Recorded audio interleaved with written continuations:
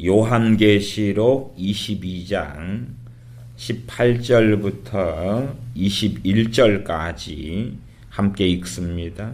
내가 이 책의 예언의 말씀을 듣는 각인에게 증거하노니 만일 누구든지 이것들 외에 더하면 하나님이 이 책에 기록된 재앙을 그에게 더하실 터이요 만일 누구든지 이 책의 예언의 말씀에서 제하여 버리면 하나님이 이 책에 기록된 생명나무와 및 거룩한 성의 참회함을 제하여 버리시리라. 이것들을 증거하신 이가 가라사대 내가 진실로 속히 오리라 하시거늘 아멘. 주 예수여 오시옵소서. 주 예수님의 은혜가 모든 자들에게 있을지어다.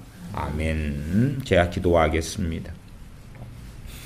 아버지 하나님, 주님의 임박한 재림에 대한 말씀들이 잊혀져 가고 사라져 가고 무관심 속에 살아가는 때에 우리가 하나님의 말씀, 주님의 말씀을 통하여 주님의 재림의 징조들을 살피며 주님의 재림 전에 있을 사건들을 살펴볼 때에 잘 깨닫고 잘 이해하고 잘 알아서 주님을 사모하며 기다리며 주님을 위하여 살다가 주님을 배웁게 하여 주시옵소서.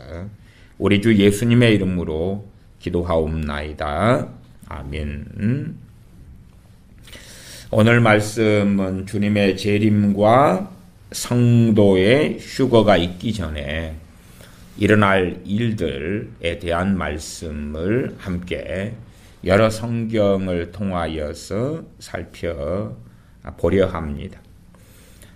요한계시록 22장 18절부터 21절 말씀으로 설교를 시작하였습니다. 계시록 22장 18절부터 제가 읽으면 이 책의 예언의 말씀을 듣는 각인에게 증거하노니 만일 누구든지 이것들 외에 더하면 하나님이 이 책에 기록된 재앙들을 그에게 더하실 터이요 만일 누구든지 이 책의 예언의 말씀에서 제하여 버리면 하나님이 이 책에 기록된 생명나무와 및 거룩한 성의 참회함을 제하여 버리시리라. 이 책의 예언의 말씀이 어느 책인가? 그러면 당연하게 요한계시록을 이야기합니다. 오랫동안 전통적으로 이 책의 예언의 말씀이 무엇인가 할 때에 이것은 성경 66권을 가리키는 것이다. 그렇게 가르쳐져 왔습니다. 물론 그런 식의 성경을 해석하는 것을 굳이 아주 잘못이다. 그렇게는 말씀드리지 않겠습니다. 그러나 사실 요한계시록은 사도 요한이 주님께 받은 계시지요. 주님께서 직접 나타나셔서 하신 말씀들과 또한 요한계시록 1장 1절에 천사들을 통하여서 사도 요한에게 주님께서 계시하신 말씀이다. 그렇게 기록됩니다. 그러한 계시록의 말씀에 나오는 22장 18절 19절을 굳이 성경 66권까지 확장시킬 이유가 무엇인가? 그 이유는 저는 그렇게 생각합니다.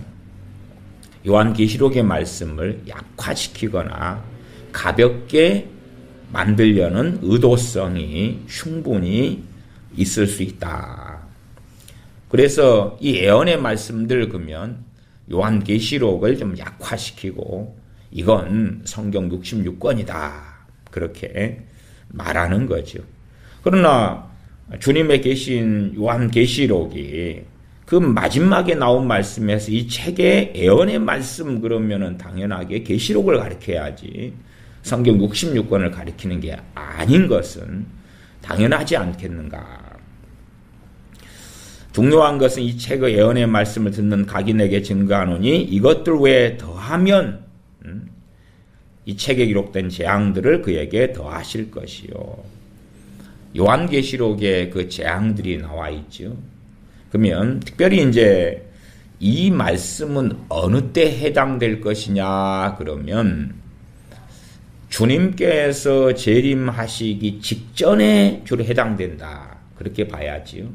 왜냐하면 이 책의 예언의 이 책에 기록된 재앙들을 그에게 더하신다는 것은 그는 주님의 재림 때에 휴거되지 못한다 그 말이에요. 휴거되지 못하면은 이 책에 기록된 7인, 7나팔, 7재앙을 그는 당해야 한다는 거지요.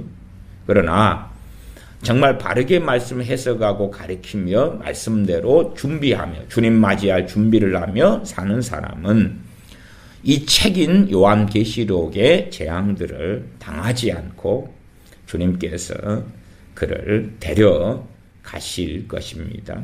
마찬가지로 계시록 22장 19절에도 이 책의 예언의 말씀에서 제하여 버리면 자기 마음에 안 든다. 심지어는 해석하기가 곤란하다. 그러니까 제하여 버리겠다.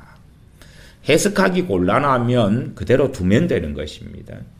그러나 해석하기 곤란하다 해서 제거해 버리면 정말 끔찍한 일이 주님과의 관계 속에서는 벌어질 것입니다. 그래서 이 요한계시록의 말씀들 가운데 제하여 버리면 이 책에 기록된 생명나무와 및 거룩한 성의 참여함을 제하여 버리시리라. 한국교회 목사님들이 요한계시록으로서 쓴 책들이 몇 권 정도 되는가 제가 살펴보았습니다. 그래도 300권은 넘는 것 같아요. 한국교회 목사님들이 계시록 가지고 쓴 책만. 외국에서 요한계시록으로 쓴 책은 훨씬 더 많겠죠. 미국이나 서구교회 등에서는요. 그리고 상당수가 번역되어 왔습니다. 그러면 요한계시록에 대해서 한국 목사님들이 쓴 책들을 가지고 좀 이야기한다면, 첫째는 다수의 목사님들이 내가 옳다. 또 심지어는 내가 계시를 받았다. 내가 요한계시록에 대하여 거의 완벽한 해설이 가능하다. 이런 식의 주장을 하는 사람들도 상당수가 있어 왔습니다. 그런데 결정적인 문제는 뭐냐 그러면 그 대다수가 첫째는 해석상 다르다는 이야기예요. 이제 요한계시록도 모를 때는 성경이 쉽게 보입니다. 그러나 한 걸음, 두 걸음, 세 걸음, 네 걸음 좀 깊이 들어가면 요한계시록상에서 해결하거나 또한 이해하기 어려운 난해 구절이 그런 것이 가볍게 100개가 넘게 나옵니다. 그래서 제가 저도 다 잘 모르니까 또한 제가 이해하고 해석한 것이 계시록상이나 종말론상에서 다 옳다 할 수 없다 그 말이에요. 그렇기 때문에 제가 누누이 강조드리는 것은 제 해석이나 제가 요한계시록이나 종말론의 어떤 논리에 듣는 여러분이 빠지시기보다는 본문을 정확히 확인하셔야 돼요. 본문을 정확히 확인하셔야 돼요. 한국교회 요한계시록 가지고 책을 냈다 그러면 설교는 훨씬 많이 했다는 이야기입니다. 그런 목사님들이 책들을 제가 확인해 보면 상당수가 성경 본문을 무시하고 멸시합니다. 말하자면 성경에 버젓이 나와 있는데 안 나온 것처럼 덮어버리는 것이. 책을 쓴다는 것은요, 책은 감수를 하고 편집을 하고 다시 확인을 합니다. 문자로 나오고 활자로 나오기 때문에요. 그래서 성경 본문에 버젓이 있는데 없는 것처럼 빼거나 더하거나 하는 일이 너무나 많이 일어나는 것을 보고 있습니다. 그러면서도 내가 요한계시록을 완벽히 안다거나 아니면 이것이 정말로 이 해석이 주님께로부터 왔다. 금식하면서 기도하면서 이 해석을 잡았다. 예를 들어 미국의 과거 앞선 세대 60년 70년대에 주님의 재림과 휴거에서 큰 운동을 이끌었던 사람 중에 윌리엄 메이르네스라는 박사가 있습니다. 이 박사님은 휴거나 주님의 재림에 대한 전문가입니다. 이 책이 1970년대에 나온 책으로 이야기한다면은 그분은 주님의 재림에 대한 말씀들을 한 몇십 년을 전하고 책을 많이 쓰고 또 잡지를 내고 방송을 하고 이런 분인데, 제가 이분의 책을 읽어보면 거의 한 3분의 1가량은 제가 책에 X를 쳐놓습니다. 결국은 X를 쳐놓은 것은 크게 두 가지겠죠. 첫째는 명확한 성경 말씀을 잘못 해석하고 있다. 두 번째는 성경에 없는 것을 이야기하고 있다. 세 번째는 제가 아무리 봐도 내가 요한계시록이나 종말에 대한 말씀들의 해석과 이분하고는 동의하지 못한다. 세 번째 같은 경우는 이제 논란의 여지가 이 윌리엄 메이르네스 박사님과 저하 사이에 논쟁이 있다면 서로 견해 차이가 생긴 거겠죠. 이분은 돌아가셨으니까 오래전 그래도 한 세대 앞에 분이니까요. 그러면 첫 번째 문제가 되는 건 본문에 버젓이 있는데 없거나 또 본문에 없는데 더하거나 하는 문제가 이 전문가에게도 생기더라. 그런데 한국 목사님들의 경우는 훨씬 더 심합니다. 훨씬 더 심해.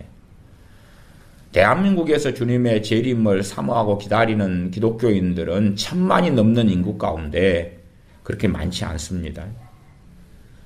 제가 지난 시간에 맥시멈 150만 그러면 좀 플러스 곱하기 1을 해보면 맥시멈 100만 잡아도 그죠?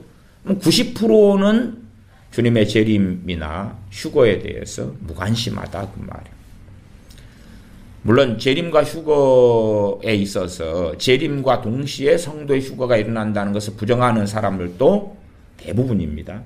그것은 이제 제가 앞으로도 설교하는 가운데 성경을 통해서 논증을 계속해 나가려고 합니다만은, 최소한은 요한계시록에 있어서 그렇게 10% 미만의 사람들이 주님의 재림이나 종말이나 요한계시록이나 관심을 가지고 있는데, 그러면서도 성경 본문에 있는 내용을 빼버리거나 더해버리는 것은 너무 빈번하게 일어나는 것을 본다는 사실입니다. 제가 특별히 요즘에 종말론을 살피고 연구하고 있는데, 국내나 국외나 신학자들이나 목회자들, 특별히 종말론에 있어서 꽤 알려진 그러한 분들 한 20-30분 정도의 의견들이나 견해들을 같이 살펴보고 있는 중입니다. 그럼에도 불구하고 이 유명한 종말론이나 요한계시록의 권위자로 어느 정도 인정을 받는 분들 것만 좀 살피는데도 불구하고요, 견해 차이가 너무 심합니다. 물론 그 해석상이 같이 같아야 된다는 이야기는 아니에요. 견해 차이가 좀 심해요. 문제는 서로 견해 차이가 심한데 각자가 확신을 가지고 있다는 이야기, 확신과 논리를 가지고 있다는 이야기. 예를 들어 주님께서 여섯째 인을 계시록 6장에 떼실 때에 7 인봉이죠. 근데 6장에는 이제 6개, 그 다음 7장 넘어가고 8장 넘어갑니다. 그러면은 7개의 인봉에 대한 것이 계시록 5장 나오고 6장으로 이어지는데, 첫째 인을 떼실 때에 흰말과 흰말 탄자가 나옵니다. 그러면 흰말과 흰말 탄자에 대해서 누구는 예수님이다, 누구는 적그리스도다, 복음 전파다, 뭐 이렇게 하면, 지금 주님이다 하고 적그리스도라고 하면은 이게 이 간극, 해석상의 간극이 가까워야 멀어요? 아니, 정반대잖아요. 주님이냐 적그리스도냐 완전히 다른 거죠. 완전히 달라요. 그런데 양자가 다 상당한 확실성을 가지고 있더라 그 말이죠. 과거에 전통적으로는 첫째 인을 뗄 때에 흰말과 흰말 탄자, 특별히 흰말 탄자를 과거에는 대다수가 예수 그리스도 주님이시다 그렇게 해석했다가 점점 이거 적그리스도야, 적그리스도다 그렇게 하면서 적그리스도라는 견해가 점점 커져 왔습니다. 저도 당연히 이 신말 탄자를 적그리스도라고 봅니다. 그러면서도 이제 저는 거기에 중의적인 또 다른 내용을 내포하는 것이 있을 수 있다. 그 견해를 가지고 있습니다. 그 견해는 신말 탄자에 대한 것이 충분히 적그리스도이면서 그건 당연한 것. 두 번째는 미국을 내포하는 이야기일 수 있다. 그것은 나중에 이 신말 탄자에 대한 말씀을 또 설교를 할 때에 그러한 것에 대하여 자세히 한번 논해 보려고 합니다. 그러면 주님의 재림과 성도의 휴거 전에 일어날 일들에 대하여서 소수가 관심을 가지고 있는데 그러면서도 불구하고 너무나 견해와 의견이 다르더라. 견해와 의견이 다른 것은 좀 도와줄 수 있으나 문제는 계시록 22장 18절 19절 말씀대로 이 책의 예언의 말씀들 요한계시록이죠. 계시록에서 더하거나 빼버린다는 사실입니다. 더하거나 빼버린다는 사실이에요. 그것은 참 끔찍한 일이 되어집니다. 끔찍한 일. 일곱 인에 대한 말씀이 나올 때에 이 한국의 책을 쓴 목사님들 가운데 그런 사람도 있습니다. 지금이 예를 들어서 6째 인이 떼졌다. 그런 사람들도 있고 5째 인이 떼졌다. 그런 사람도 있습니다. 그러면 보통 봐보세요. 두 번째 인은 뭐냐 하면 붉은 말입니다. 붉은 말 탄자입니다. 두 번째 인이 될 때에 전 세계적인 전쟁이 벌어집니다. 세계 1차 대전과 2차 대전은 부분적인 전쟁이었어요. 1차 대전은 독일이 일으켜서 패망하고 졌지요. 그리고 이제 히틀러가 등장하게 되고 히틀러가 권력을 독일에서 1934년에 총통이 되나요? 총통은 소위 대통령하고 국무총리를 겸하는 걸 총통이라고 그럽니다. 1934년부터 총통이 돼가지고 2차 대전을 준비하죠. 그리고 1939년에 독일이 2차 대전을 일으킵니다. 패망하죠. 그러니까 그러한 세계 2차 대전이라도 사실상 전 세계로 따져놓으면 부분적이었어요. 그렇기 때문에 2차 대전이 벌어진 걸 가지고 붉은 말, 둘째 인봉이 떼어졌다 그렇게 말할 수 없는 거예요. 민족과 민족이 나라가 나라를 대적하여 일어난다. 그게 붉은 말이에요. 세 번째는 검은 말이죠. 검은 말인데 베네수엘라 같은 경우도 얼마나 또 과거에 소련이 무너지면서 러시아 같은 경우에 얼마나 물가가 폭등해서 비참해졌습니까? 지금도 곳곳에 그런 일들이 벌어집니다. 아르헨티나 같은 경우도 점점 그런 상황으로 치달아 달려가고 있고요. 그러나 셋째 인봉이 검은 말 탄자, 인봉을 뗄 때에 검은 말 탄자가 나오는데 검은 말은 그때에 한 사람이 하루 일하면 그러면 한 사람 먹을 것밖에 안 나온다. 소위 내가 하루에 노동 일을 하면 10만 원 일당을 받는데 10만 원으로 밥 세 끼 먹을 돈밖에 안 된다. 기껏해야 그냥 기본적인 반찬을 먹는 밥 세 끼밖에 안 된다. 그 말이거든요. 그렇게 따지면은 내가 5명의 가족의 가장이면 내가 하루 돈 벌어가지고 내 가족에게 가져올 식량은 한 사람 먹을 뿐밖에 안 된다. 그 말이에요. 그것이 검은 말에서는 전 세계에 벌어진다는 거예요. 전 세계에. 그러면서 감람류와 포도주는 해치 말라 그래요. 감람류와 포도주가 무엇인가 그런 것은 나중에 또 계시록을 계속 말씀드리면서 이야기할 겁니다. 어쨌든 감람류와 포도주는 해하지 말라. 그러면 그것이야 이제 결국은 부자들과 관련된 이야기가 되어서 가난한 사람들이 가장 큰 비참함을 누리는 것과 연관되어집니다. 그렇게 검은말 탄자가 이미 나왔다. 과거에 경제공황이 있어도요. 그 경제공황 때문에 이제 독일이 부상을 한 거거든요. 그 경제공황이 있었어도 거의 전 세계적인 것은 아니었습니다. 폭풍우가 미쳤지만 심지어는 하루 사람이 돈 벌어서 한참 먹을 것만 나오고 그러지도 않았어요. 그러니까 그것이 상당히 영향을 미쳤으나 그러나 또 어떤 나라는 그럭저럭 유지가 되었다 그 말이에요. 일곱 인봉에 대한 것은 전 세계적인 이야기를 하고 있는 것입니다. 그런데 그렇게 버젓한 말씀이에요.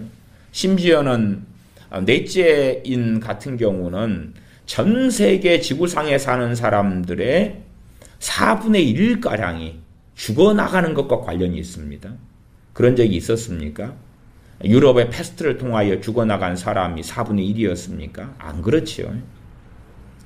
그런데 지금의 넷째입니다. 과거에 데이비드 오어 이 박사 같은 사람도 6째인을 떼어졌다 이렇게 설교했던 것으로 기억합니다. 다음에 시간이 될 때에는 데이비드 오어 박사의 잘못된 그릇된 재림과 휴거나 그의 애언들도 자세히 자료들을 가지고 살펴볼 수 있으면 좀 살펴보겠습니다. 물론 그런 사람에 대한 이야기를 굳이 자세히 할 것까지는 없으니까 간략한 이야기만 좀 여담상으로 할 필요는 있겠다 하고 생각은 하고 있습니다. 그렇게 6째인이 떼어졌다거나 7째인이 떼어졌다거나 데이비드 오어 박사처럼 그딴 소리를 해도 말이 안 되는 것이지요. 왜 그러한 일이 계시록에 있는 그 일이 지금 안 벌어졌는데 벌어졌다 그러는 거예요.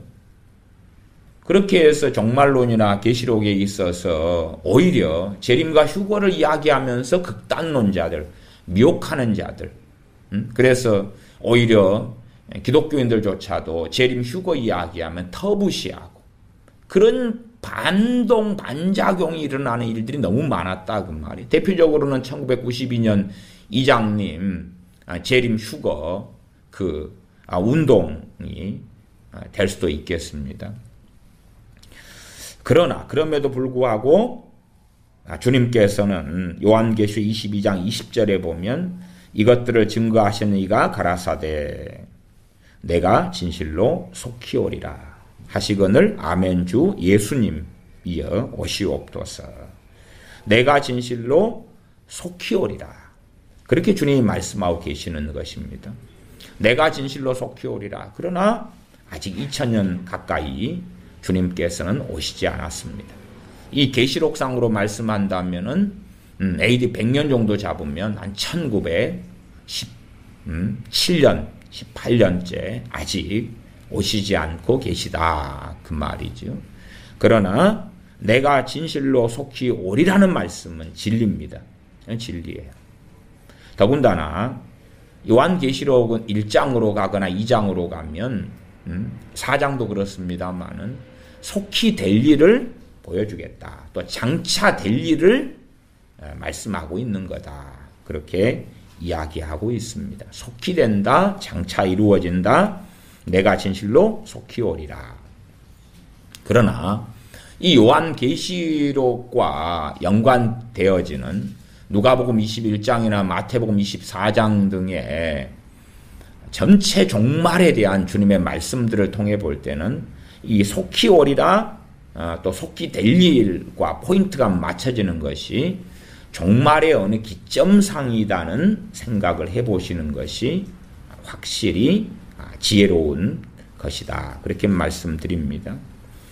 그러면 이제 주님의 재림과 성도의 휴거 전에 어떠한 일이 일어나는가?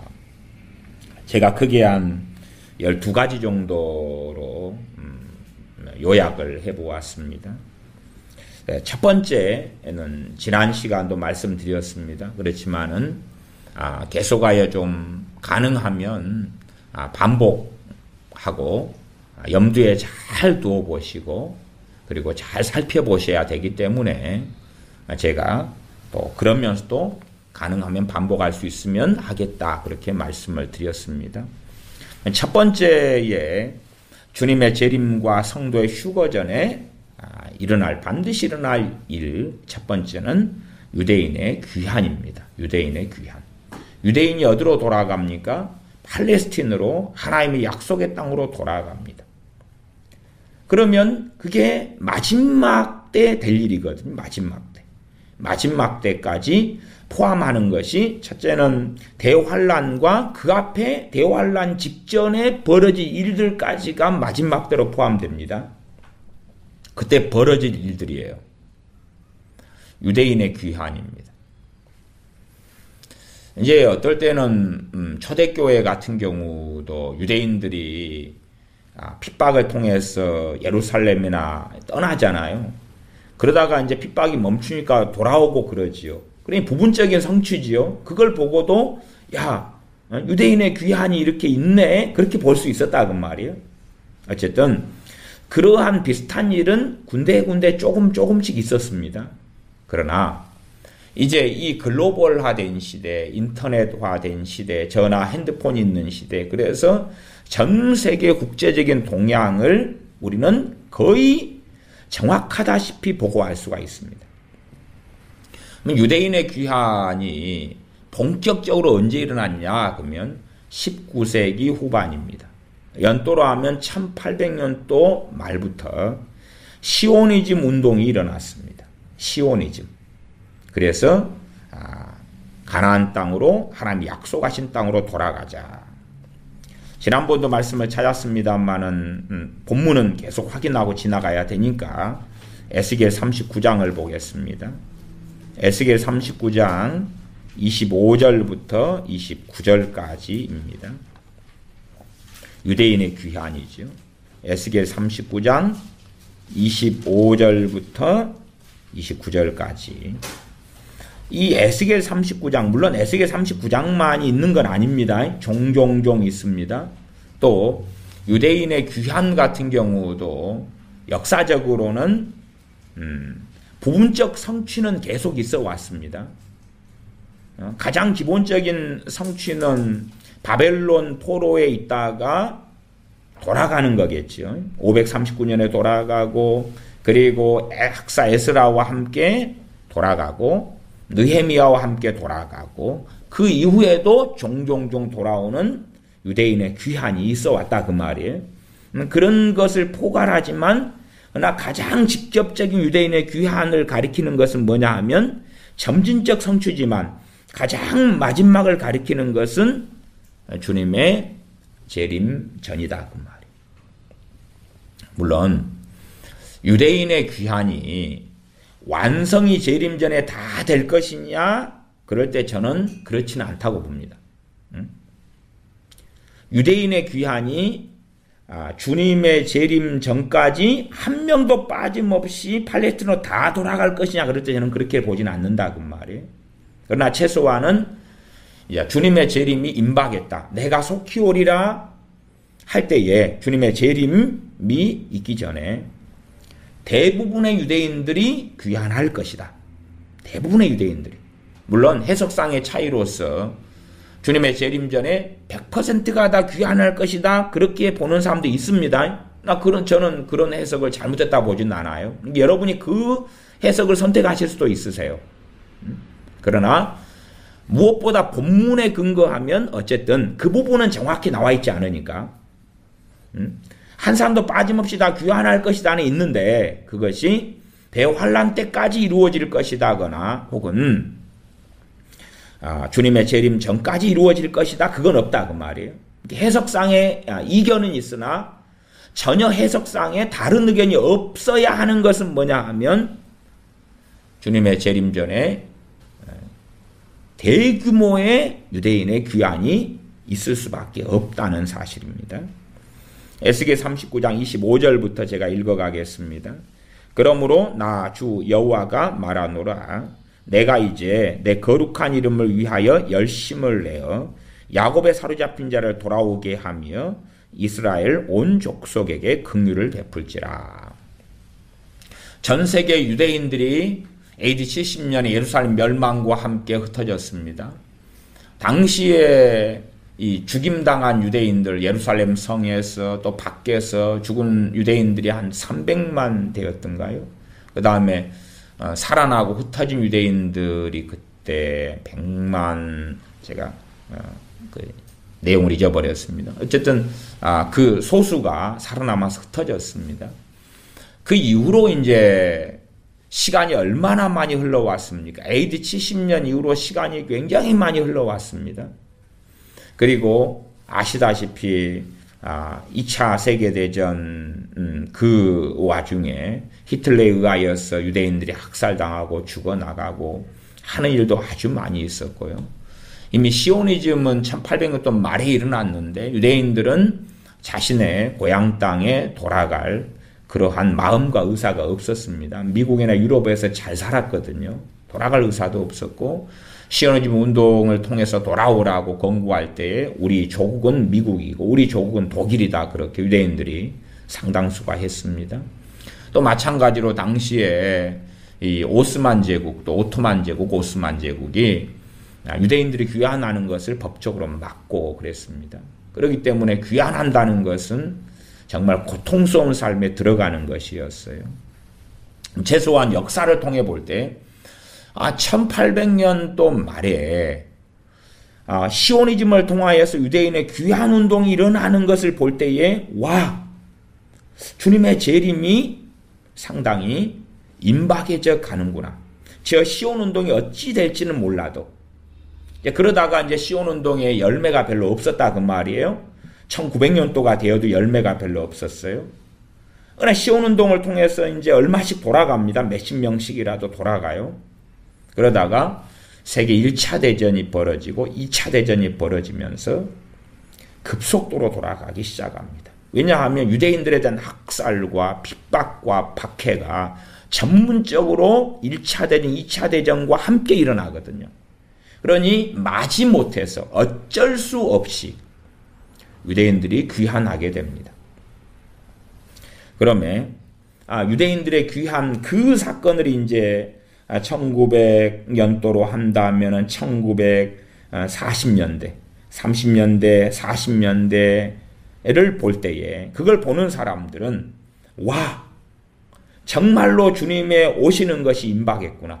이게 만약 우리가 예를 들어 극단적으로 그런 일은 없지만은 이제 창세기에 있는 오래 산 사람들 무드셀라 같이 그렇게 969세인가요? 그렇게 오래 산 사람들이 더 오래 살아가지고 이제 주님의 부활 승천 때부터 지금까지 살았다고 생각해 보십시다. 아니면 천국에서 성도들이 지상의 일들을 보고 있다고 해요. 아니면 그거보다는 정확하게는 천사들이죠. 천사들은 다 보고 있을 것 아니에요. 천사들도 무엇을 기다리고 있습니까? 주님의 재림을 기다리고 있습니다. 천사들이 재림을 기다리고 누구보다 성경 공부를 누가 제일 많이 하겠습니까? 천사들이 제일 많이. 천사들이라고 말씀을 자동으로 아는 것이 아닙니다. 간단한 이야기는 아닙니다. 어쨌든 천사들이 이제 주님의 부활 승천 이후로 주님의 재림을 학수고대하고 있다 그 말이에요. 최소한 또 천국에 있는 주의 성도들도 그러하겠죠. 계속 지켜봐 오는데 말씀대로 한다면 유대인의 귀환이 있어야 되는데 계속 기다리는데 없어요. 그러니까 몇 년까지 기다려요? 1800년 동안 말 되니까 시오니즘이라는 귀환 운동이 일어나요. 야 뭔가에 조짐이 있잖아 이거. 조짐이 있잖아. 야 주님이 속히 오시리라 말씀하시는데 그것이 1900년 동안에 뭐 신용도 없다가 아니면 1800년 가까이 이상의 신용이 없다가 인자이 뭔가 나타날 것 같은데 그러나 유대인들이 귀환하려고 안 한단 말이에요.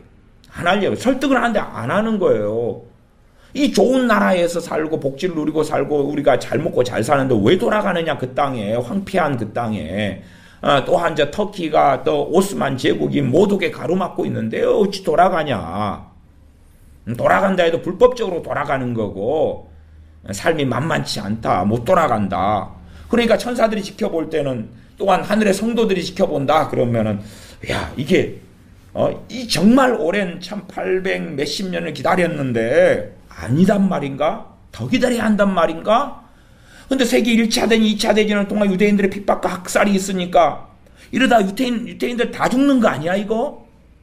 근데 돌아가기 시작하는 거야. 돌아가기 시작해가지고 1948년 5월 14일에 이스라엘 정부 수립을 선포하고요. 그래서 1948년 5월 15일부터 이스라엘이 갑자기 만들어져 버렸죠. 갑자기. 그런 이야기는 전에 좀 자세하게 했습니다.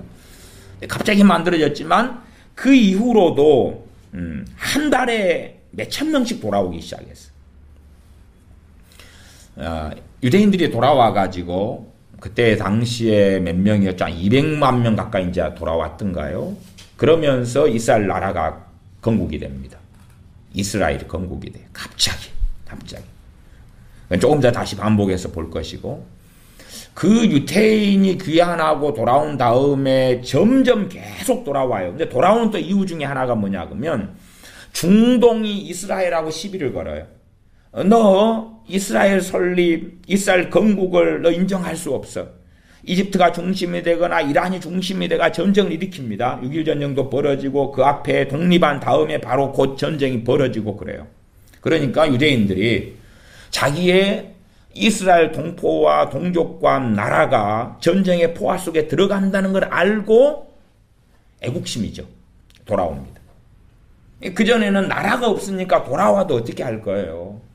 그러나 이제 나라가 세워졌는데 내 나라가 내 백성이 위험하다는 걸 듣고 팽개치고 총을 들고 돌아오는 급속도로 돌아와요. 그래서 전쟁에 승리하고 이기고 그렇게 하면서 안정 속에 들어가고 이스라엘의 발전과 성장 속에 들어갑니다. 1970년대 정도만 돼도 70년 초 정도 되니까 몇 명 정도 돌아오냐면 한 300만 정도 돌아옵니다. 급속도로 돌아와요. 그리고 이제 작년 정도의 인구가 830 몇만? 뭐 그 정도 되어지는 굉장히 많은 845만 명이네. 845만 명 정도. 이게 자녀들을 낳고 성장한 숫자도 있고 계속 돌아오는 사람도 있습니다. 지금도 돌아오고 있어요. 지금도 돌아오고 있으나 이제 돌아올 사람들 숫자가 이제 많이 남진 않았죠. 어마어마하게 무더기로 돌아오다가 지금은 조금 남았어요. 그래서 돌아올 사람들이 제가 그 자료는 자세히 안 찾아봐서 모릅니다만은 이제 그렇게 많지는 않다고 말. 그렇게 많지는 않다. 그러니까 이스라엘에 대한 귀환에 대한 말씀 다시 에스겔 39장 본문 39장 25절부터 읽어보겠습니다. 그러므로 나 여호와가 말하노라 내가 이제 내 이름을 위하여 내 거룩한 이름을 위하여 열심을 내어 야곱의 사로잡힌 자를 돌아오게 하며 이스라엘 온 족속에게 긍휼을 베풀지라.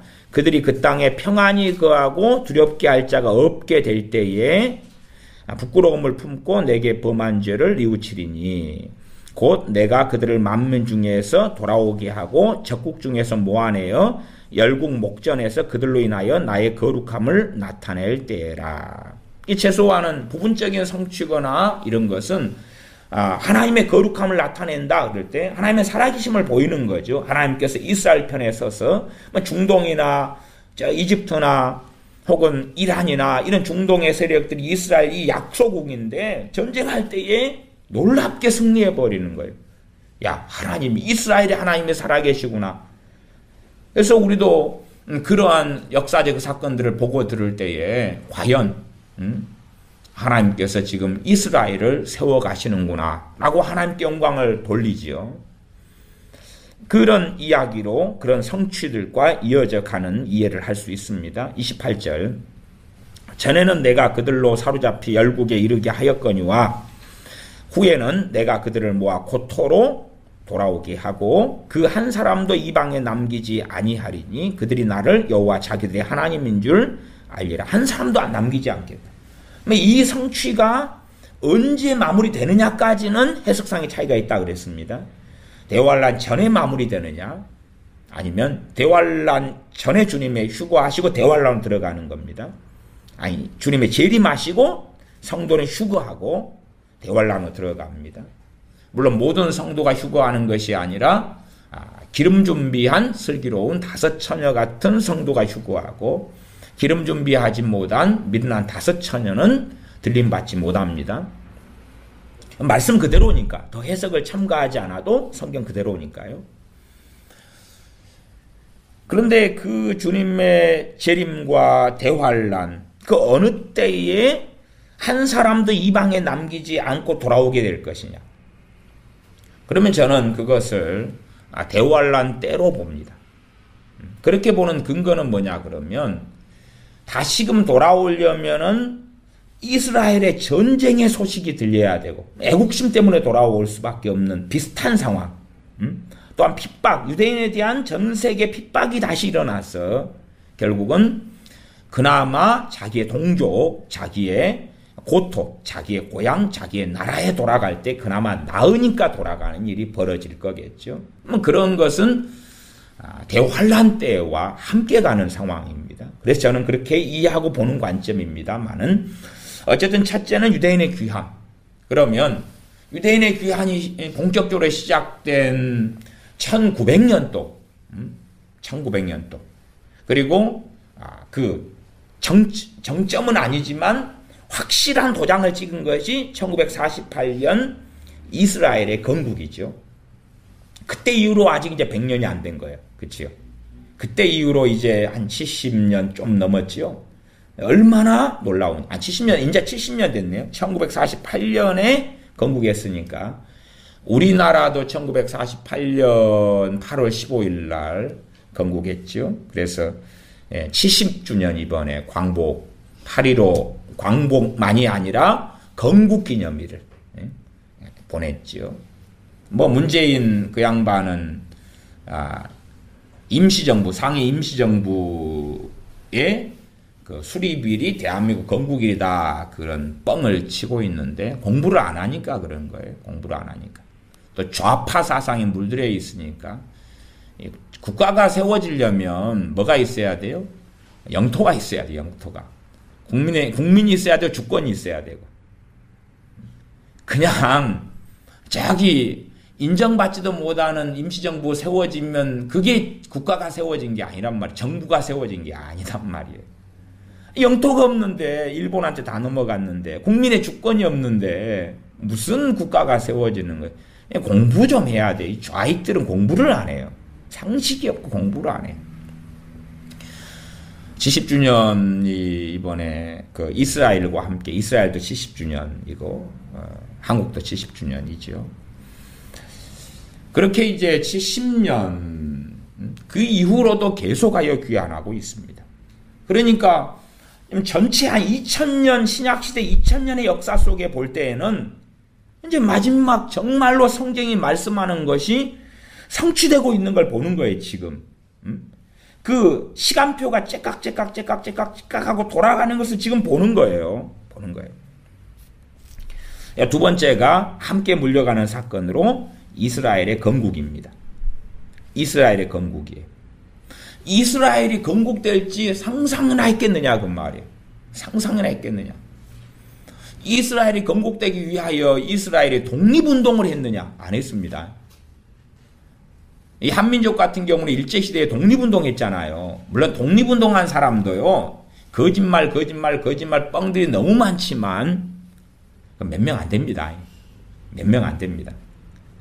그 거짓말하고 뻥을 치지만 그 나중에 일제시대 후기의 독립운동 이런 자들은 소련의 이 공산당, 소련 공산당의 지하 자금을 받아가지고 하는 그 세력들이 이제 중심을 이루다시피 해가는 것을 압니다. 어쨌든 이스라엘의 독립운동도 없고 왜 독립운동이 있으려면 거기에 자리를 엄청 많이 잡고 뭐 식민지가 되고 그래야 되는데 나라가 없는데 무슨 독립운동을 어떻게 합니까? 나라도 없고 땅도 잃어버렸고 독립운동을 할 수가 없는 그런 거 없어요.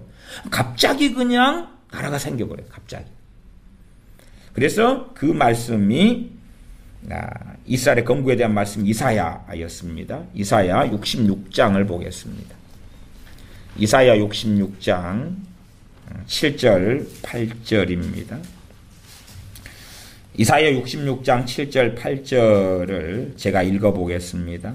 시온은 구로하기 전에 생산하며 고통을 당하기 전에 남자를 낳았으니.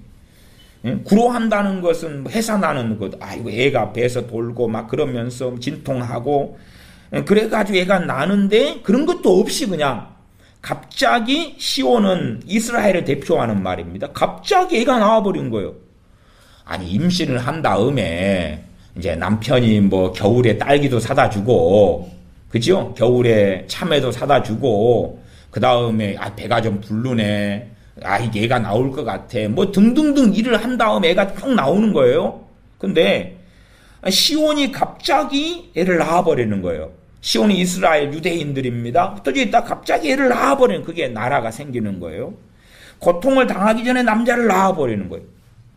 뭔가 좀 독립을 하고 나라가 생기려면 이만약시한 일들이 있어야 돼요. 어느 나라든지 마찬가지입니다. 있어야 돼요. 근데 그런 게 없이 갑자기 뛰쳐나와 버리는 거예요. 그 놀라운 이야기를 하면서 이사야 66장 8절에 좀 설명을 합니다. 이러한 일을 들은 자가 누구이며 이러한 일을 본 자가 누구이뇨? 나라가 어찌 하루에 생기겠으며 민족이 어찌 순식간에 나겠느냐? 그러나 시온은 구로하는 즉시에 그 자민을 순산하였도다. 갑자기 그냥 하루 만에 민족이 하루 만에 나라가 생겨버리는 거예요. 이게 1948년 5월 14일에 나라 선포 자정에 5월 15일에 이스라엘이 생기고 마는 거죠. 그러면 이 예언된 말씀을 기다리는 거죠. 천국의 성도들이 기다려왔고 또한 천사들이 기다려왔어요. 언제 성취될 것이냐? 그러니까 종교 개혁기 때 주님의 재림을 사모하고 고대해요. 그렇게 해야 됩니다. 본래. 이스라엘이 안 생겨도 주님의 재림을 사모하다가 기다리다가 죽을 때에 깨어있는 그리스도는 죽기가 너무 쉬운 거예요. 주님의 재림을 사모하다가 죽지 않는 사람들은 세속화 되는 사람들. 세속화가 되기가 너무 쉽고 깨어나지 않고 잠든 상태에서 인생을 마감하기가 너무 쉬운 거예요. 종교개혁기 때 1500년도 같은 경우도 주님의 재림에 대한 사모함이 꽤 있었어요. 그러나 그들에게 성취된 것은 적었다 그 말이에요.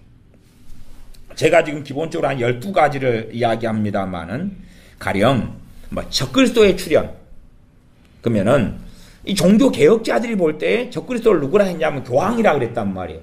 교황이라 보는 입장에서는 이게 성취됐어, 그렇게 볼 수 있잖아요. 그 다음에 배교. 데살로니가 후서 2장 3절에 먼저 배도하는 일이 있을 것이다. 주의 날이 이르기 전에 먼저 배도하는 일이 있을 것이고 그 다음에 저 멸망의 아들이 출현할 것이다 그 말이에요. 두 가지. 데살로니가 후서 2장에서는 두 가지 주님의 재림 전에 결정적인 징조와 사건을 이야기합니다. 그러니까 배도하는 일이 있다 그러면 종교 개혁자들이 볼 때에 자기들은 소수고 다 로마 카톨릭으로 배교했잖아요. 그러니까 성취가 됐어요. 적그리스도의 출현, 그러면 누구지? 저 교황이다. 그러니까 성취가 됐어요. 그러니까 이제 더 확실하게 주님의 재림을 기다릴 수 있었다 그 말이죠. 그러나 이스라엘이 건국이 안 됐어요. 그렇잖아요.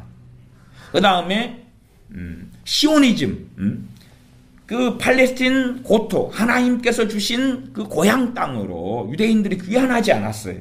그런 게 없었잖아요. 난리와 난리 소문에 대한 말씀이 있습니다. 마태복음 24장으로 가겠습니다. 마태복음 24장, 25장 이런데 그 24장, 25장은 제가 누가복음 21장 이런 것까지는 자세히 나중에 보겠습니다만은 마태복음 24장, 25장은 정말 자세하게 많이 보셔야 돼요. 자세하게 많이 보셔야 돼요. 왜 많이 봐야 됩니까? 아니 이제 이 주님께서 말씀하신 예언들이 성취되는 것을 보아온 시대잖아요. 보아온 시대잖아요. 24장으로 가면 24장 3절부터 보겠습니다. 마태복음 24장 3절부터 예수님께서 감람산 위에 앉으셨을 때에 제자들이 종용이 와서 가로되 우리에게 이르소서 어느 때에 이런 일이 있겠사오며 또 주의 임하심과 세상 끝에는 무슨 징조가 있사오리까? 주의 임하심은 재림이죠. 그다음에 세상 끝에는 무슨 징조가? 이게 세상 끝을 저는 여기서는 주님의 재림 전과 재림 전에 있을 일과 재림 직전에 있을 일과 그리고 재림 후에는 대환란이죠. 대환란에 있을 일을 포괄하는 걸로 봅니다. 왜 제가 그렇게 해석하냐 그러면 그 다음 본문이 그걸 증명하는 거예요. 첫째는 봐보세요. 7절로 가면 7절 민족이 민족을 나라가 나라를 대적하여 일어나겠고 처처에 기근과 지진이 있으리니 이 모든 것이 재난의 시작이니라. 재난의 시작은 뭐죠? 대환란의 시작이죠. 그럼 대환란의 시작은 무엇과 함께합니까? 전쟁과 함께합니다. 소위 말하면 세계 3차 대전과 함께하는 거예요. 그럼 재난의 시작이다 그랬어요. 그 앞에 미혹하는 것이 나오는 것은 재난의 시작이 아니에요. 소위 요한계시록에서 7 인을 주님 임봉하는 것을 뗍니다. 전능하신 아버지 하나님의 손에 있는 임봉한 책을 주님이 받으셔가지고 어린 양 되신 주님께서 7 임봉을 친히 떼시는 사건이 요한계시록 5장부터 나와 있습니다. 그러면 많은 사람들이 첫째 인을 떼기 직전에 재림과 휴거가 있다고 주장하는 사람이 많습니다. 첫째 인 떼기 직전에. 그러나 정확하게 그러니까 제가 해석하는 게 맞다 이렇게 극단적으로 보지 마시고 지금 말씀을 정확히 확인한 다음에 어느 말씀에 대한 해석이 맞느냐를 생각하셔야 돼요. 한국교회 요한계시록이나 전세계 요한계시록을 설명하는 사람들 대다수가 첫째 임봉을 떼기 전에 재림과 휴거가 있다 그럽니다. 저는 첫째 인을 떼고 둘째 일 떼기 전에 재림과 휴거가 있다고 저는 가르쳐 왔습니다. 둘째 인 떼기 전에 재림과 휴거. 왜? 둘째 인이 뭐죠? 붉은 말과 붉은 말 탄자지요. 붉은 말이 뭡니까? 전 세계적인 전쟁이었죠. 그러면 마태복음 24장 7절에 민족과 민족이 민족을 나라가 나라를 대적하여 일어나겠고 첫째의 기근과 지진이 있으리니 이 모든 것이 재난의 시작이니라. 그럼 재난의 시작으로 가면 민족과 민족이 그러는 거예요. 민족과 민족이 나라가 전쟁이에요. 그럼 둘째 말이잖아요. 본문을 확인하라 그 말이에요. 근데 왜 대다수의 요한계시록을 쓰는 목사님들과 설교하는 양반들이 또 지금까지 종말론 재림에 대해서 요한계시록 이야기했던 사람들의 다수가 왜 첫째인 전이라고 이야기하냐 그 말이에요. 심지어는 뭐 여섯째인이 떼졌다 데이비드 오어 박사처럼. 그러면 그렇게 말하려면 이미 주님의 재림과 휴거는 끝났어야 되는 이야기가 되죠. 맨날 휴거 이야기하고 재림 이야기하면서 지금 뭐 여섯째인이 떼졌다 어쨌다 옛날은 넷째인이 떼졌다 어쨌다 했다 그래가지고 금방 그냥 여섯째인이 넘어서는 것 같아요. 지금 어쩌고 있는지 모르겠습니다만은 정확히 확인하라고 말. 왜 주님께서 지금 재난의 시작이라고 말씀하셨죠? 본문에 그렇게 나와요. 그러면은 재난의 시작을 미혹하는 일로 보면 되지 않을까? 그러면 그 앞에 볼 수 없는 이유가 나와요. 언제요? 6절에 가. 24장 6절. 난리와 난리 소문을 듣겠으나 누가 듣습니까? 그리스도인들이. 당시에 아직 주님의 재림 전에 그리스도인들입니다. 난리와 난리 소문을 듣겠으나 너희는 삼가 뭐 하지 말라 두려워 말하라. 이런 일이 있어야 하되 끝은 아직 아니니라. 그럼 끝은 뭘 이야기? 여기서는 끝은 대환란을 이야기합니다. 여기서는 끝은 대환란을 이야기해요. 그러니까 앞에 세상에 끝이 있고 끝이 있습니다. 이것도 나중에 설명을 또 다른 시간에 다시 할 것입니다. 그러면 위에 제자들이 물을 때는 24장 3절 마지막에 세상 끝에는 무슨 징조가 있사오리까? 세상 끝을 이야기할 때 주님께서 미혹하는 많은 자들이 일어난다도 이야기하셨고 대환란도 이야기하셨어요. 그러니까 세상 끝이 두 가지를 포괄한다. 그 다음에 주님께서 24장 6절에 끝은 아직 아니니라 그러니까 지금 그때까지가 지금 끝이 아니었다는 이야기예요. 그죠? 미혹되는 많은 자들이 내가 그리스도라고 일어난 자들이 있을 때 말씀을 해석을 잘하려면 국어를 잘해야 됩니다. 국어를 문맥을 잘 봐야 돼. 문맥을 잘 봐야 돼요. 그래서 제가 설명하는 걸 다 맞다고 보시지 말고 정확하게 본문을 확인하시라고 말해요. 본문. 제일 중요한 건 성경 본문이에요. 그냥 지금 재림 휴거 이야기하는 많은 사람들이 그래도 있어요. 그냥 100만 이하로서 주님의 재림 사모하는데도 불구하고 상당수가 있는데 유튜브 설교 같은 걸 제가 들어보면 본문이 없어요. 그냥 감성에 의거한 거예요. 감성에 의거한 거. 아니면은 막 두려움에 근거하는 거예요. 갑자기 막 임박하니까 빨리 내일이나 오늘은 오실지 몰라 빨리 이런 감성이나 두려움이나 극단성에 의거한 재림과 휴거를 다수가 이야기해요. 다수가. 그러면 안 된다고 말이에요. 그걸 사도 바울도 반대합니다. 반대하고 주님도 반대해요. 주님도 반대하는 것이 뭐냐 그러면 두려워 말라는 거예요. 삼가 두려워 말라. 이게 두려움 때문에 재림 휴거. 당신들 버려질지 몰라요. 뭘 주는 거죠? 두려움을 주죠. 두려움을 줘요. 물론 버려질지 몰라요 이야기한다는 것이 다 잘못됐다는 이야기는 아니에요. 그러나 상당수 많은 사람들은 두려움과 공포를 가질 수 있다는 말이에요. 뭐가 없으면요? 말씀이 없으면. 말씀이 있어야지 정확한 기준선이 있을 거 아니에요. 그렇죠? 기준선이 있어가지고 되어질 일들을 우리가 요한계시록이나 주님의 말씀을 통하여 보면 되는 거예요. 되어질 일들을 보면 되는 거예요. 그리고 주님의 재림을 준비하면서 기름 준비하면 되는 거예요. 그렇죠? 그러나 앞뒤 꼭지가 없어요. 그냥 없고 오늘 오실지 몰라. 지금 제가 주님이 오늘 오시는 것처럼 오늘 오실 것처럼 내일 오실 것처럼 주님의 재림을 준비하자는 것하고 오늘 오실지 몰라. 내일 오실지 몰라. 이번 달 오실지 몰라. 하는 불안감을 주는 것하고는 전혀 다른 이야기예요. 그걸 같다고 생각하시면 안 되는 것입니다. 제가 종교개혁자들 시대 때에도 주님의 재림을 사모했지만은 이스라엘 유대인이 귀환하지도 않았고 이스라엘 나라가 세워지지도 않았고 그런데도 그들이 주님의 재림을 사모하는 것은 잘한 일이었다 그 말이에요. 말씀대로 살아왔던 일이었다 그 말이에요. 그들 나름대로 성경 해석상 주님의 재림 직전에 있게 될 사건들에 대하여 적그리스도 교황의 출현이나 아니면은 배교나 이런 것들은 봐왔을 거라 그 말이에요. 그러나 우리는 더 확실한 주님의 재림 전에 징조들을 보고 있는 시대고 그것을 말씀을 통하여 확인을 해야 되지 감성에 근거하거나 두려움에 근거하거나 막연함에 근거하거나 그러면 안 된다는 사실이에요. 그래서 24장 4절 5절에 예수님께서 대답하여 가라사 너희가 사람의 미혹을 받지 않도록 주의하라. 유감스럽게도 주님의 재림 전에 무엇을 통한 미혹이 많겠어요? 요한계시록입니다. 종말에 대한 이야기입니다. 이단 중에서 요한계시록 가지고 말하지 않는 이단이 어디 있습니까? 다 요한계시록입니다. 그건 아셔야 됩니다. 요한계시록 가지고 가르치지 않는 이단이 어디가 있겠습니까? 그럼 문제가 되는 게 뭐냐 그러면 정통 교회가 바른 말씀과 바른 교리를 가진 교회가 요한계시록을 빼앗겨버렸다는 이야기예요. 빼앗겨버렸다는 이야기.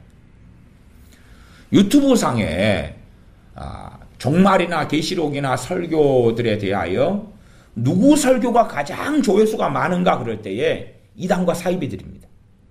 유튜브 설교에 이단과 사이비 설교들이 가장 많은 조회수를 기록합니다. 유감스럽게. 킹제임스 극단론자인 말씀 보존학회나 아니면은 전효성 목사 같은 사람이나 그런 등등입니다. 어쨌든 그렇게 우리 정통교회가 재림에 대해서 강조하지 않고 말씀을 가지고 주님의 재림 전에 성도의 휴거 전에 일어날 일들에 대하여 본문을 정확히 살피지 않고 그러니까 이제 성경을 보니까 주님의 재림이 있단 말이에요. 누가 가르치지? 하니까 신천지가 가르치는 거예요. 누가 가르치지? 여호와의 증인이 가르치는 거예요. 누가 가르치지? 안식교가 가르치는 거예요. 누가 가르치지? 통일교가 가르치는 거예요. 다 이단들이. 그 이단들 또 사이비들은 공통적인 특징이 있습니다. 100% 다 그런 건 아닙니다만은 다 지그들이 14만 4천이라 그럽니다. 요한계시록 7장에 있는 14만 4천이 다 지그들이라 그러는 거예요. 그러니까 신천지는 우리들이 14만 4천이다. 안식교는 지금 안식일 지키는 그 사람들이 14만 4천이 될 것이다. 토요일 안식일을 지키는 그 사람들이. 또 여호와의 증인은 또 지그들이. 그래서 빨리 사람 수 차기 전에 빨리 들어와가지고 14만 4천에 포함되라. 그러면 이제 우리가 묻죠. 당신 어느 집 합니까? 14만 4천은 레위 지파에서 12,000명, 이사갈 지파 12,000명, 에브라임 지파 요셉 지파 12,000명, 에브라임 지파 이 므낫세 지파 12,000명, 이제 에브라임 지파 대신 요셉 지파로 나왔어요. 또 뭐 시므이 지파, 시므온 지파 12,000명 이런 식으로 해가지고 14만 4천이잖아요. 그건 묻는 거예요. 그런 여호와의 증인이나 안식교인이나 14만 4천이라면서요. 그러면 당신은 어느 지파요? 유다 지파요? 뭐 자기는 이스라엘 사람 아니잖아요. 유태인 아니잖아요. 지파가 아니죠. 이방인이지. 이게 14만 4천이 이스라엘의 지파를 이야기하면 지그들은 아니잖아요. 그래서 이제 신천지가 조금 똑똑해요. 왜 똑똑하냐 그러면 지그들을 지파로 이름을 붙여버려요. 그래가지고 각 지역마다 지파라 그러잖아요. 그래서 이 신천지 같은 애들은 좀 더 똑똑해가지고 각 지역마다 지파로 12지파를 분할을 해버립니다. 그래서 지파를 붙이니까 이제 지금 요셉 지파다, 베냐민 지파다, 유다 지파다 그러거든요. 그러니까 14만 4천을 가지고 당신 무슨 지파냐 그러면 신천지 애들은 당당하게 이야기하는 거예요. 나 요셉 지파인데. 그러니까 신천지 이놈들이 조금 더 똑똑한 거죠. 어쨌든 간에 이 이단들은 전부 다 요한계시록과 장난질을 치니까 빼앗겨버리는 거예요. 빼앗겨버리는 거예요. 주님의 재림과 휴거도 과기 극단적인 이장님 이런 사람 나타나가지고 다 사람들 모으니까 정통적인 교회는 재림 휴거 이야기하면 이상한 거니까 이야기를 꺼내지 말자. 응? 주님 오실 때가 너무나 멀었어. 앞으로 100년, 200년, 300년은 지나야 될지 몰라. 앞으로 50년, 100년은 지나야 될지 몰라. 아니, 성경에 말씀하는 징조들이 이미 이루어지고 있잖아요. 뭐가 이루어지고 있어요? 이스라엘이 건국했잖아요. 이스라엘이 유대인들이 귀환하고 있고 대다수가 귀환했잖아요. 조금밖에 안 남았단 말이에요. 이제 조금밖에 안 남았어. 조금밖에. 그리고 좀 더 이제 계속하여서 그 성취된 걸 보겠습니다. 마태복음 24장으로 본문으로 돌아가서 4절에 너희가 사람의 미혹을 받지 않도록 주의하라. 그러면은 주님의 이 재림 전에 뭐가 있다는 이야기입니까? 미혹이 있다는 이야기죠. 미혹이 있다는 이야기요. 이 본문상의 이제 미혹. 적그리스도가 아닙니다. 여기는요. 어떤 사람은 그 흰말 탄자, 첫째인의 흰말 탄자가 적그리스도다. 저도 거기 해석에 동의한다 그 말이에요. 그러나 중의적으로 저는 미국도 충분히 포함시킬 수 있다. 아니면 따로 보아도 충분히 미국을 관심을 가지고 지켜봐야 한다. 그건 나중에 이야기하겠습니다. 다른 시간에. 근데 흰말 탄자가 적그리스도다. 그러면 그것하고 여기 있는 미혹을 받지 말라 하고는 내용이 다른 내용이에요. 왜 다른 내용이냐 그러면 내용이 24장 5절에 보면 많은 사람이 내 이름으로 와서 이르되 나는 그리스도라 하여 많은 사람을 미혹해 하리라. 여기는 많은 적그리스도, 많은 내가 그리스도다 하는 거짓된 자들이 나오잖아요. 나 흰말 탄자는 지금 적그리스도 하나지요. 그렇죠? 특정한 적그리스도고 여기는 많은 사람들이 내가 그리스도라 그러는 거니까 두 개는 같이 일어나는 사건이지만 다른 사건이다 그 말이에요. 다른 사건. 그러면 예를 들어서 한국 같은 경우는 대표적으로는 그 안상홍 증인회 있죠. 안상홍 증인회에서 안상홍이 뭐라 그럽니까? 재림 예수다 그래요. 재림 예수다 그래요.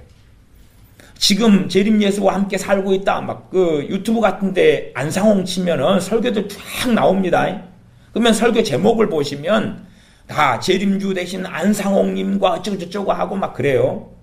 제 친척 중에 한 명도 안상홍 거기였습니다. 빠져가지고 못 나오는 거예요. 못 나와. 오래된 일입니다. 이게 그런 사람들이 이제 조금 있는데 주님의 재림 직전에는 이런 사람이 아주 많아진다 그 말이에요. 아주 많아져. 그러면 이것이 아주 많아지는 것이 무엇과 함께 하겠냐 그러면 24장 6절에 난리와 난리 소문과 함께 갑니다. 난리와 난리 소문이 나니까 지금같이 평안할 때에 안상홍처럼 내가 재림 예수다 그러면은 잘 통해 잘 안 통해? 잘 안 통합니다. 이게 잘 안 통해. 그러니까 지금 그런 자도 나타났어요. 예를 들어서 제 고향 여수 위에 순천 같은 경우도 교회를 세웠습니다. 재림 예수다고 교회 세웠어요. 무슨 교회더라? 뭐 순천 무슨 교회인가? 하여튼 교회는 뭐 세웠어요. 그 사람 자기가 재림 예수다고 선전하고 이런 사람 많습니다. 또 유튜브 같은데 제 그 설교 댓글에가 간혹 지가 재림 예수다고 댓글을 다는 인간들이 있어요. 그 다음에 재림 예수를 선전하는 자기가 그 재림 예수를 따르는 추종 교인인데 우리 재림 예수님의 설교를 들으세요. 그리고 댓글 다는 사람들이 있어요. 제가 지웁니다만은. 그러니까 상당히 많아요. 매년 한국애가 과거 1990년도 정도부터의 통계를 제가 그때 기억할 때에는 한국에 매년 몇십 년씩이 재림 예수가 생기고 있다는 자료가 있었어요. 지금은 얼마나 되는지 몰라요. 그러나 이제 우리가 전체로 볼 때는 아직은 우리가 사는 세계에서는 잘 발견하기 어려워요. 이렇게 찾으려고 유튜브나 구글 같은 걸 통해서 보면은 나오는데 그러나 주변에 쉽게 접하기는 어렵다 그 말이죠. 그러면 주님의 재림 전에 있는 이것을 주님이 정확히 말씀하셨는데 24장 5절에 많은 사람이 내 이름으로 와서 이르되 나는 그리스도라 하여 많은 사람을 미혹해 하리라. 이게 전에 제가 이 말씀도 해석을 좀 잘 못했어요. 전에 이 마태복음 24장 설교할 때는 이 부분을 제가 두리뭉실하게 넘기거나 아니면은 주님의 이름을 빙자해가지고 그렇다 이렇게 이제 설명을 좀 한 경향이 있었는데 제가 다시 이제 정돈하고 잡는 것은 그렇습니다. 문자 그대로일 것이다. 문자 그대로일 것이다. 여기에 상징이 들어가기보다는 문자 그대로일 것이다. 그래서 많은 사람이 내 이름으로 와서 내가 예수다, 재림 예수다고 온다 그 말이에요. 나는 내가 그리스도다. 나는 그리스도다 하여 많은 사람을 미혹해 하리라. 저는 이제 이것을 그렇게 해석했어요. 그 해석이 잘못된 해석은 아니라고 봅니다. 많은 사람이 내 이름으로 와서 그러면 주님의 이름을 가지고 왔어. 선지자라고 하고 예언자라고 하고 그렇게 와가지고 나는 그리스도다. 그것을 저는 땡땡 그렇게 봤어요. 땡땡. 땡땡이란 말은 예수님이 그리스도다. 맞다. 그래서 나는 정통이다. 정통에 탈을 쓰고 온다 그 말이에요. 나 정통 교리를 가졌어. 나 예수님 인정하는 사람이야. 저는 그 해석을 중심으로 해왔는데 그 해석도 저는 맞다고 봐요. 그러나 이제 재림 전에 직접적으로는 바로 내가 안상홍처럼 내가 그리스도야. 그렇게 하는 직접적인 문자적인 걸로도 저는 본다.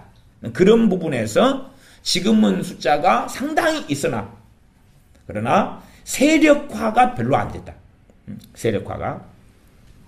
통일교 같은 경우는 이제 점점 발전해가지고 뭐 두 증인이다 그러고 여호 앞에 서 있는 두 감람나무다 그러고 어쩌고저쩌고 막 그렇게 쭉 올라갔잖아요. 지금 통일교인이 지금 한 50만 명 정도 되는 걸로 알고 있습니다. 제가 다 그거 50만 명은 제가 기억상에 그러니까 틀릴 수도 있습니다. 근데 거기 같은 경우가 이제 이 세상에 난리와 난리 소문과 플러스가 돼야지. 그런 데가 플러스가 되면 불길처럼 일어날 거다 그 말이. 플러스가 되면 난리와 난리 소문이 일어나면. 그래서 주님의 재림 전에 뭐가 있느냐 그러면 이 미혹. 많은 사람이 내가 그리스도라 하여서 내가 그리스도다 그러면서 미혹하는 일이 있다. 그 다음에 24장 6절 말씀대로 주님의 재림 전에 직전에 뭐가 있다? 난리와 난리 소문이 있다. 난리와 난리 소문. 주님이 직접 말씀하신 거잖아요. 난리와 난리 소문을 듣겠으나 24장 6절에 너희는 삼가 두려워 말라. 이런 일이 있어야 돼. 아직 끝은 아직 아니니라. 난리와 난리 소문이 있다 해가지고 끝. 대환란이 시작된 건 아니다 그 말이. 난리와 난리 소문이 있는데 대환란이 시작된 건 아니다. 그 다음에 대환란이 시작돼 버리면 두려워 말라 그러면 안 되죠. 난리와 난리 소문이 있고 조금 있다가 대환란이 시작될 테니까 엄청 두려워해라. 그러나 두려워하지 말라고 말씀하는 이유는 주님의 사람들은 그리스도인들, 기름 준비한 그리스도인들은 주님을 사랑하는 그 사람들이 기름 준비한 사람들이죠. 그 사람들은 주님 재림과 함께 성도의 휴거가 있을 것이기 때문에 대환란에 들어가지 않을 거기 때문에 두려워 말라고 말씀하는 거죠. 그리고 대환란은 재난의 시작이니라. 그리고 24장 8절에 나오면서 7절이 민족과 민족이 나라가 나라를 대적하여 일어나는 전쟁을 함께 이야기하는 것입니다. 그래서 난리와 난리 소문이 있다. 난리와 난리 소문이 있다.